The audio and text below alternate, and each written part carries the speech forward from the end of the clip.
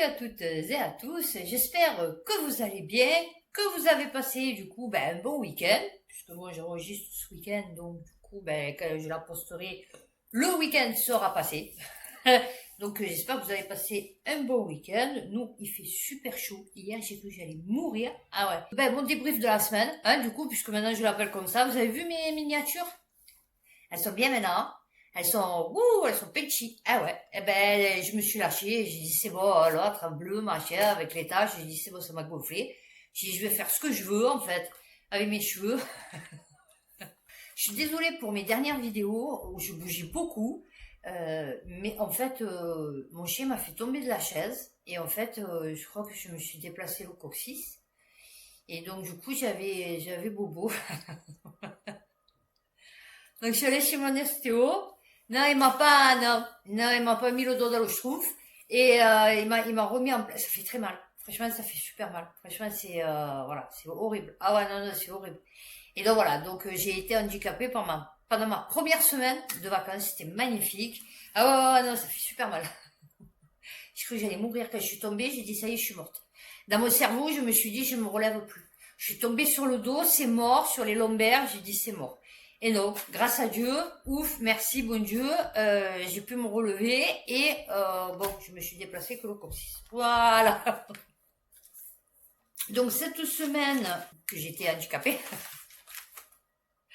la première semaine, j'ai décidé de me repasser tous les documentaires que j'avais vus, puisque je vous ai dit en ce moment, mon cerveau il est en train de chercher des trucs incherchables, mais bon, il cherche. Et donc je me suis retapé Le secret des pyramides. Alors je sais pas si vous l'avez vu, le documentaire, super intéressant. Et les bâtisseurs de l'ancien monde. Guizet 2005, de Poyer et Grimaud. Alors Grimaud, bon, il paraît que c'est un escroc, enfin qu'il a pris les calculs, enfin il a plagié quoi en fait.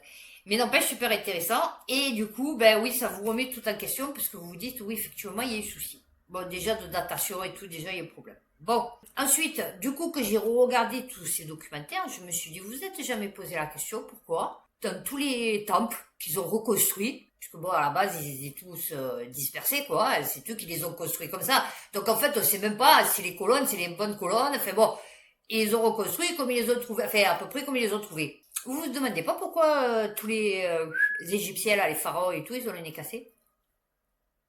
Moi, je me suis toujours posé la question. Pourquoi casser tous les nez? Non, alors, ou le mec, il avait un problème, psychologique, et il aimait pas les nez. Bon, alors il a décidé de casser tous les nez, tu vois, de toutes les statues. Non, mais c'est un truc de fou.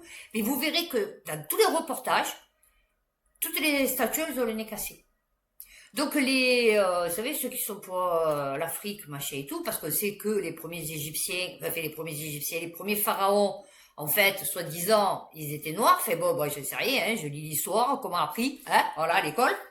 Donc il y avait les pharaons noirs, et ils disaient qu'ils avaient cassé les nez, les Européens, quand ils sont venus, qu'ils ont reconstruit. Donc du coup, c'est comme Stonehenge, ils l'ont pas, c'est eux qui l'ont aligné comme ça. Mais à la base, le truc, il était pas comme ça. On est ok. Et ils ont dit, c'est eux qui ont cassé le nez parce qu'en fait, c'était des nez africains. Ils ont dit, c'est pour ça qu'ils ont pété tous les nez. Parce qu'ils supportaient pas de voir des négroïdes sur les statues des pharaons. Et je me dis peut-être. Parce que pourquoi avoir cassé tous les nez? Même le sphinx, il a le nez cassé. Après, je voulais répondre aussi à un commentaire que j'ai eu sur Crâne Bunker, pas méchant, mais un commentaire qui me disait, oui, je sais pas quoi, quand je parlais du Hamas, du Liban et tout. Oui, vous avez dit une bêtise, machin, sur le Liban, le Hamas et tout. Ouais, j'en dis plein de bêtises. C'est pas le but, tu vois, mais j'en dis beaucoup. Après, je suis pas Idrissa Berkane, tu vois, je suis pas Alexis Poulain, je suis pas Olivier Delamarche, tu vois, moi je suis une Marseillaise lambda qui habite à la Belle de Mai, qui essaye de décrypter l'actualité avec un peu d'humour à la Marseillaise et avec ce que je pense, mes idées, voilà. Mais après, ça s'arrête là, quoi. Je suis pas spécialiste de géopolitique et même si je serais spécialiste, je vais vous expliquer, pas spécialement la personne, mais je vais vous expliquer. Je crois qu'ils font des trucs, on n'est même pas capable d'imaginer, en fait. Ils sont capables de faire des trucs, le Hamas, le Hezbollah, on s'en fout, Daesh, machin et tout. On l'a vu, de toute façon, à travers les années, que franchement, ils sont tous corrompus, ils marchent tous pour quelqu'un. Donc, même si demain, tu vas me dire, regarde le Dalai Lama, on est ok. Tu vois, les représentations, les gens qui représentent quelque chose, les gens qui, c'est compliqué. Tu vois, pour que j'ai confiance, que je me dise, ouais, même le Tché, il a fait de la merde. Donc, je veux dire, même Mandela, il a fait de la merde. Voilà, sa femme aussi, beaucoup de merde. C'est compliqué, tu vois, pour dire, ouais, moi, par exemple, je soutiens le Hamas, ou je soutiens l'Ukraine, ou je soutiens... Non, moi, je soutiens personne. J'en ai rien à foutre. Ils se démerdent, en fait, tu vois, parce qu'ils sont tous corrompus. Comme j'ai dit, oui, effectivement, les mecs de ces groupements, qu'ils soient terroristes ou pas, ils profitent de la population, ils profitent de l'argent, ils profitent, tu crois que les comptes, ils sont pas blindés? Tu crois que franchement, ils ont pas des comptes offshore, les mecs? J'essaye de faire passer des trucs assez sympathiques, malgré les événements assez douloureux en ce moment. Donc après, je vais vous parler de tout ce que j'ai vu. On va aller sur la France, parce que j'ai vraiment très peu de choses à dire. Brigitte Macron. Alors, Brigitte Macron, elle a 70 ans. Elle a 70 ans. C'est-à-dire, ça pourrait être ma grand-mère. Ma mère. Elle doit faire 30 kilos, toute mouillée. Là, tu vois, parce que franchement, on dirait figatelle que tu as laissé au soleil, tu vois, plein cagnard pendant des mois et des mois. Le truc, il est hyper sec, tu vois. Donc bon, elle a pas de poitrine, ok. Moi, je sais pas si c'est un homme ou une femme. Ah, bon, c'est vrai qu'après, il y a des trucs un peu chelous, mais à ce moment, franchement, les trucs chelous, il y en a beaucoup. Donc, vous voyez, c'est pour ça qu'à ce moment, je suis un peu perturbée. Pour les femmes, en bas, on a un os. Vous voyez devant. Bon, peut-être des mecs, vous savez pas, mais bon, nous, on le sait, on a un os. L'os du bassin. Et donc, quand tu es très très maigre, je le sais parce que moi j'avais ma belle-sœur à un moment donné qui était devenue anorexique, mon ex-belle-sœur, qui est décédée d'ailleurs il y a pas longtemps, et elle était devenue tellement maigre, t'as plus de ventre, donc du coup tu te creuses, d'accord, et en fait tu as l'os qui sort. Ça fait un truc, tu vois, genre de menton. C'est genre de menton, tu vois.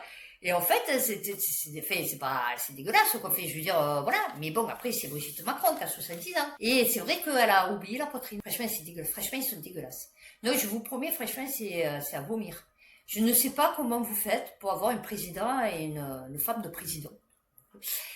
Bon, quand même, 400 000 euros, quoi. Je veux dire, putain, tu peux faire des trucs avec 400 000 euros. Tu pars en Turquie, je ne sais rien. Tu te fais refaire des bonibars, quoi, que peut-être ils tiendraient pas, parce que la peau, elle doit être tellement molle et tellement détendue, tu vois, que bon, à mon avis, les nichons, elle va se les retrouver au niveau de la choupinette, tu vois. Donc bon, c'est sûr que c'est un peu compliqué. Te faire, je sais pas, injecter de la cellulite de quelqu'un d'autre, je ne sais rien. Fait, tu te fais gonfler, je sais pas. Fait, tu cherches quelque chose, tu vois. C'est ça qui représente la France. Non, non, mais c'est un truc de fou. Ah non, mais c'est dégueulasse. Franchement, je l'ai vu, j'ai dit, oh my god, my god, my god.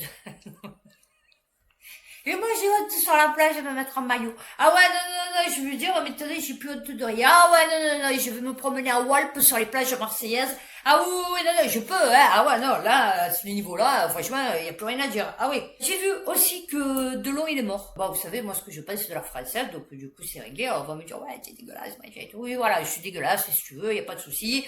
Moi, pendant 2 ans, on a été dégueulasse avec moi, hein. Donc, je vais te dire, je vois pas pourquoi maintenant, je vais pas me gêner. Bon. Donc Delon, il est mort, un monument du cinéma français, il a fait 2 films le mec. Comme j'ai dit, Le Passage et La Piscine. Ouais, allez, Borsalino, quoi, il a fait Borsalino. Waouh, putain, oh, le jeu d'acteur. Ah ouais, il avait un jeu d'acteur de fou, Delon. Et puis il trempait pas dans des trucs louches, non, pas du tout. Cette femme, là, je sais pas ce que c'était, qu'on a retrouvé morte, attachée à une chaise dans la piscine. Non, tu me dis Jean-Paul Belmondo, ouais. Moi, j'adorais les films de Jean-Paul Belmondo. J'adorais ce mec. Franchement, lui, il valait le coup. Il faisait ses cascades et tout, et puis tu voyais que, bon, tu vois, ça va, il avait le jeu d'acteur, quoi, tu vois, tu le voyais triste, tu voyais l'autre, Delon. Il a toujours la même expression. Non, mais là, il a toujours la même expression. Le mec, il est content, il fait la tronche. Le mec, il est pas content, il fait la tronche. Le mec, il vient de perdre sa mère, il fait la tronche. Monument français. Ouais, ben écoutez, on n'a pas les mêmes monuments, hein, excusez-moi. Enfin bon, moi, perso, de monuments français, il n'y en a pas beaucoup en français. Peut-être Vincent Cassel. À la rigueur, pourquoi pas, parce qu'il a un peu joué à l'étranger et tout. Bon, le jeu d'acteur, et encore, c'est pas mon trip, hein. Et moi, c'est pas ma génération de l'homme. Mais tu vois, c'est comme tu me dis Lino Ventura. Il avait la même expression que Lino Ventura, tu vois. Lino Ventura, il avait pas d'expression, le mec. Par exemple, ma mère, elle banne sur lui. Ah ouais, ma mère, elle a fouillé sur lui. Elle a 91 ans, elle a fouillé sur lui. Bon, ben avant de passer sur ce que j'ai vu, hein, comme documentaire, j'en ai vu des documentaires, hein. Je faisais des après-midi documentaires. Avant de passer à ça, depuis là, l'histoire de la dissolution, là, qui cherche une première ministre. Bon, d'ailleurs, on en a eu une gay déjà. Enfin bon, franchement, c'est sifflant. Franchement, c'est gonflant. Chaque fois d'imposer ta sexualité à tout le monde, franchement, je m'en bats les bonbons, en fait, que tu sois gay ou pas gay, tu vois. Donc, oui, non, j'en ai rien à foutre. Donc, où est passé Glucksmann? Oui, bah c'est Glucksmann. Non, parce qu'il est arrivé, bon, déjà, c'était lui qui est arrivé en tête. Hein, j'explique quand même le truc, non, parce que quand même, j'explique le truc, non, mais le mec, il s'est pas fait avoir, non, mais, alors, le mec, il se fait élire, bon, c'est pas par qui, du coup, par le petit trou du cul, qui est au milieu de la phrase. Il dit, je pactise avec personne, moi, il faut que ça soit comme ça, comme ça, comme ça. Et là, on est le 25 août, et il a disparu des radars, le mec. Non, le mec, ils l'ont dégagé. Moi, je serais lui. Ah ouais, je fais le rétro. Oh, putain, on m'a fait rire. J'ai dit, mais c'est vrai, où il est passé, Glucksmann? J'ai dit, putain, ça, c'est comme Biden, il est revenu. Non, il est revenu comme une fleur. Bon, fallait, mais il est revenu. Non, parce que moi, je vous avais dit, peut-être, du jour à la lendemain, il va disparaître. Non, ils ont dû un peu le piquer. T'es content de passer le collet. Enfin, bon. Alors, ce que j'ai vu sur Arte. Alors, c'est les champions de la mémorisation. Ouais, c'est ça. C'est sur la mémoire. Franchement, super intéressant. Le groupe des empoisonnés volontaires. C'était au temps où l'Amérique s'est industrialisée, vous savez, il y avait les géants de l'agroalimentaire qui commençaient à s'imposer, surtout dans les villes. Donc il fallait nourrir la population, donc il fallait faire venir de la nourriture de loin, puisque du coup ils n'étaient pas agriculteurs les mecs. Et ils te montraient tout ce qu'ils mettaient dedans pour préserver les aliments, c'était dégueulasse. C'est pour ça qu'ils sont comme ça les Américains. Oui, je vous l'ai dit, un problème. Si vous calculez le nombre d'explosions nucléaires qu'il y a eu dans leur pays, il y en a presque eu 250, je crois, et que sur le sol américain. Plus là, tout ce que j'ai vu, ce qu'ils leur filent à bouffer, leur ancêtre et tout. Ah, c'est normal qu'ils soient comme ça. Ah ouais, non, c'est normal qu'ils soient comme ça, les mecs. Non, mais c'était vraiment dégueulasse. Non, ils vous expliquent. Non, c'était vraiment,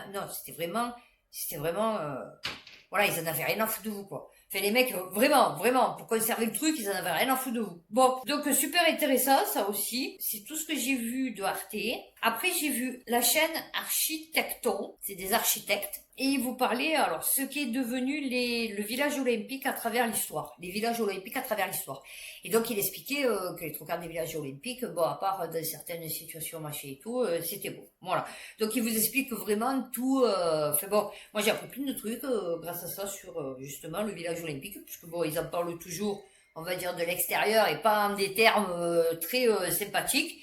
Et ben là, en fait, ils vous expliquent vraiment du côté architectural et tout, fait comment ils ont disposé le truc, comment ils ont passé le truc, fait bon, non, franchement, c'était super intéressant. Après, j'ai vu comme chaîne Feld, c'est la chaîne Feld Up.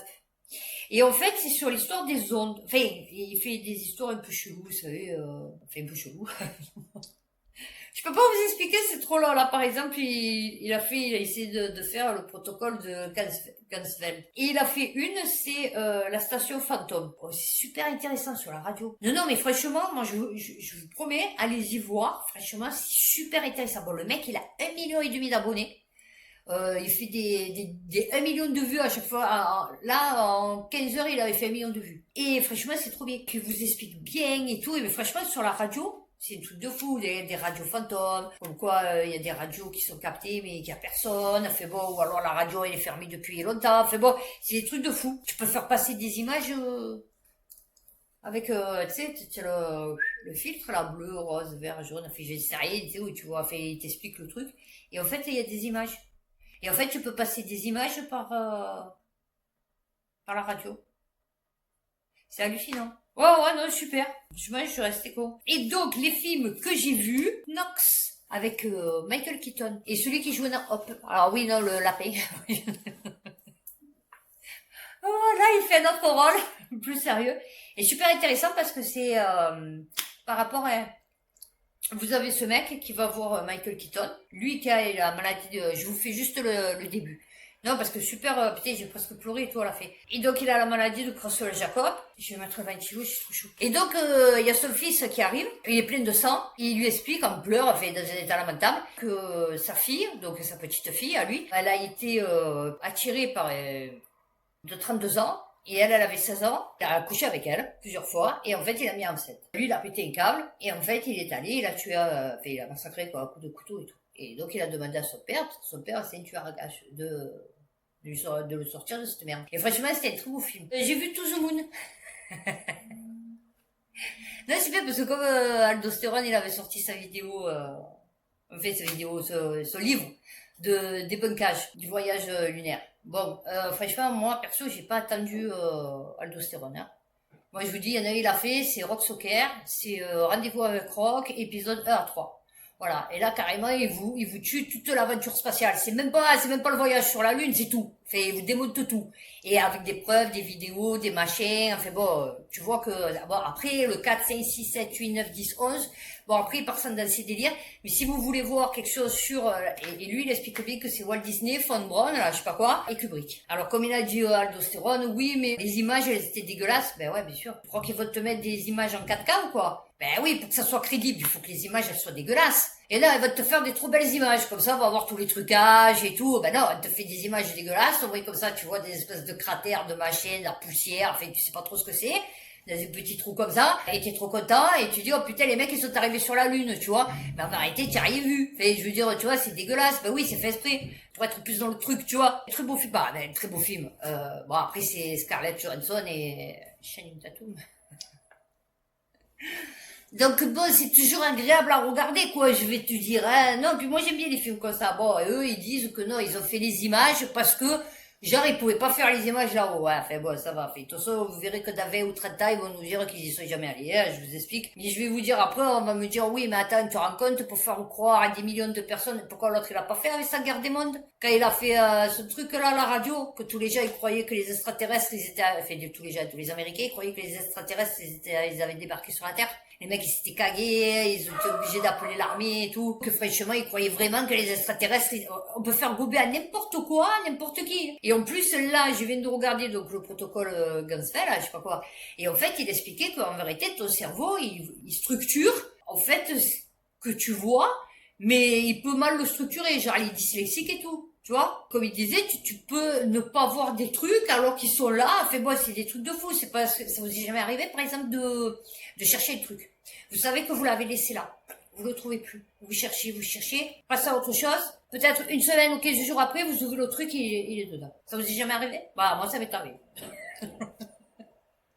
Non, sérieux, des trucs qui réapparaissent, qui disparaissent, qui réapparaissent. Ce t-shirt, je vous promets que ce t-shirt, personne ne sait comment ça se fait qu'il est chez moi. Je l'ai jamais acheté, ma fille elle l'a jamais acheté, ses copines elles ne l'ont jamais porté. Fait, je veux dire, c'est pas d'où il sort ce t-shirt. Eh ben j'ai ce t-shirt. C'est pas un truc de fou ça? Non, mais ça c'est un truc de fou ça aussi. J'ai dit, ces t-shirts ils apparaissent. Non, mais il y a des objets qui apparaissent. Et des objets qui disparaissent. Non, je vous promets. Après, j'ai vu sur Odyssey avec Youssef Indy, Gaza. Donc, il est la dernière vidéo qu'ils ont sortie, je crois. Et donc, il disait que oui, effectivement, c'est pour le pétrole et le commerce. Hein.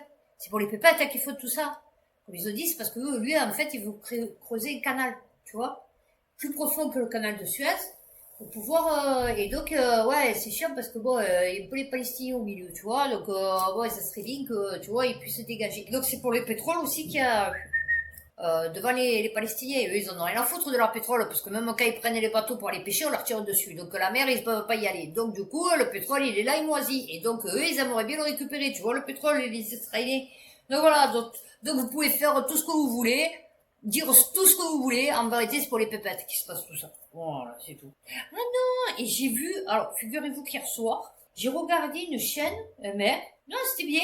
Il racontait la vie des stars, vous savez, et il racontait la vie de Nicolas Cage. Et donc, il expliquait que bon, il avait une vie, ouais, parce que Nicolas Cage, autant il va te faire des beaux films, fait des beaux films.